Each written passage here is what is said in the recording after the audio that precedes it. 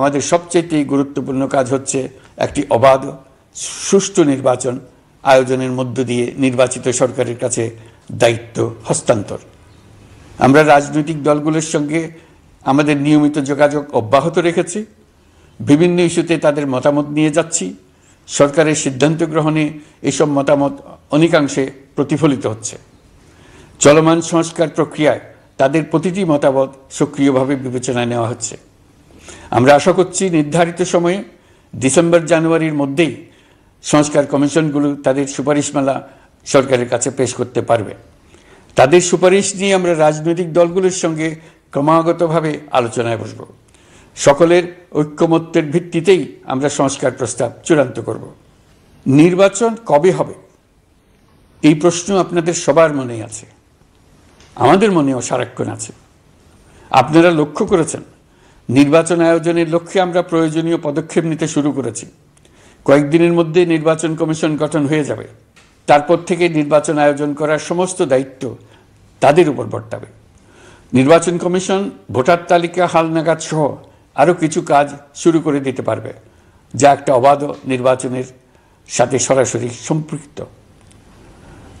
প্রথমবারের মতো প্রবাসী বাংলাদেশিরা পোস্টাল ব্যালটের মাধ্যমে যাতে তাদের ভোটাধিকার প্রয়োগ করতে পারে সে লক্ষ্যেও সরকার কাজ করছে।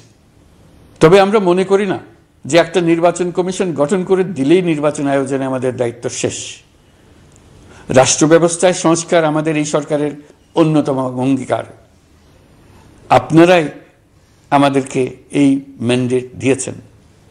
যেই 6টি সংস্কার কমিশন আমরা শুরুতে গঠন করেছিলাম তারা ইতোমধ্যে তাদের কার্যক্রম অনেক দূর এগিয়ে নিয়েছে। বিভিন্ন গণমাধ্যমে আপনারা তাদের কার্যক্রমের আপডেটও দেখছেন।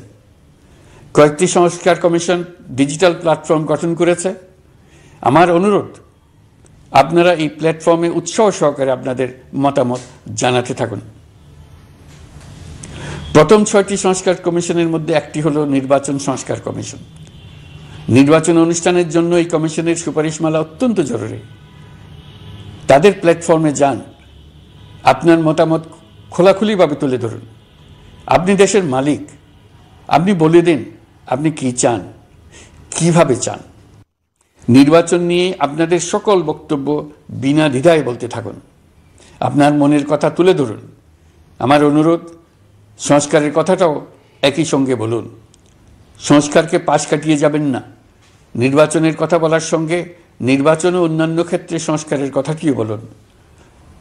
সংস্কার হলো জাতির দীর্ঘমেয়াদী জীবনী শক্তি। সংস্কার জাতিকে বিশেষ করে আমাদের তরুণ তরুণীদের নতুন পৃথিবী সৃষ্টির সুযোগ দেবে। জাতিকে বঞ্চিত করবেন না। নির্বাচন আয়োজনে যে সংস্কার কমিশনের সুপারিশমালায় রাজনৈতিক দলসমূহ এবং দেশের সকল মানুষের মতামত অপরিহার্য, সেই কমিশন হলো সংবিধান সংস্কার কমিশন। এই সুপারিশমালার যে অংশ সকলের কাছে গ্রহণযোগ্য হবে তার ভিত্তিতে নির্বাচনী আইন সংশোধন করতে হবে। সমান্তরালভাবে ভোটার তালিকাও হালনাগাদ করার প্রক্রিয়া চলতে থাকবে। আমি নিশ্চিত নই সংস্কার প্রস্তাব সমূহ বাস্তবায়নের সুযোগ আমরা কতটুকু পাব। তবে আমি আপনাদের কথা দিচ্ছি, আপনারা সুযোগ দিলে প্রয়োজনীয় কিছু অত্যাবশ্যকীয় সংস্কার কাজ শেষ করেই আমরা আপনাদের কাঙ্ক্ষিত নির্বাচন আয়োজন করব। ততদিন পর্যন্ত আমি আপনাদের ধৈর্য ধারণ করার অনুরোধ করব। আমরা চাইব আমরা যেন এমন একটি নির্বাচন ব্যবস্থা সৃষ্টি করতে পারি যা যুগ যুগ ধরে অনুসরণ করা যাবে। এর ফলে সাংবৎসরিক রাজনৈতিক সংকট থেকে আমাদের দেশ রক্ষা পাবে। এই জন্য প্রয়োজনীয় সময়টুকু আমি আপনাদের কাছ থেকে চেয়ে নিচ্ছি। নির্বাচনী সংস্কারের সিদ্ধান্ত হয়ে গেলে খুব দ্রুত আপনারা নির্বাচনের রোডম্যাপও পেয়ে যাবেন। অন্তর্বর্তী সরকার সৃষ্টি হয়েছে রাজনীতিকে নীতির কাঠামোয় আনার জন্য এবং রাজনীতির জন্য নতুন পরিবেশ সৃষ্টির নিবিড় আকাঙ্ক্ষা থেকে। এই আকাঙ্ক্ষা পূরণ করা থেকে জাতিকে বঞ্চিত করবেন না। নির্বাচনের ট্রেন যাত্রা শুরু করেছে, এটা আর থামবে না। কিন্তু যেতে যেতে আমাদের অনেকগুলো কাজ সেরে ফেলতে হবে। এই ট্রেন শেষ স্টেশনে কখন পৌঁছবে সেটা নির্ভর করবে কত তাড়াতাড়ি আমরা তার জন্য রেল লাইনগুলো বসিয়ে দিতে পারি, আর তা হবে রাজনৈতিক দলসমূহের ঐক্যমত্যের মাধ্যমে। ইতিমধ্যে অন্যান্য সংস্কার কমিশনের সুপারিশমালা নিয়ে আলাপ চলতে থাকবে। নির্বাচন ছাড়াও আরও গুরুত্বপূর্ণ সংস্কার করার ব্যাপারে ঐক্যমত গঠনের জন্য অতিরিক্ত সময় প্রয়োজন হতে পারে। দেশবাসীর কাছে, বিশেষ করে রাজনৈতিক দলগুলির কাছে আমরা ক্রমাগতভাবে প্রশ্ন তুলতে থাকব, কী কী সংস্কার নির্বাচনের আগে আপনারা করে নিতে চান। নির্বাচনের আয়োজন চলাকালীন কিছু সংস্কার হতে পারে, সংস্কারের জন্য নির্বাচনকে কয়েক মাস বিলম্বিতও করা যেতে পারে।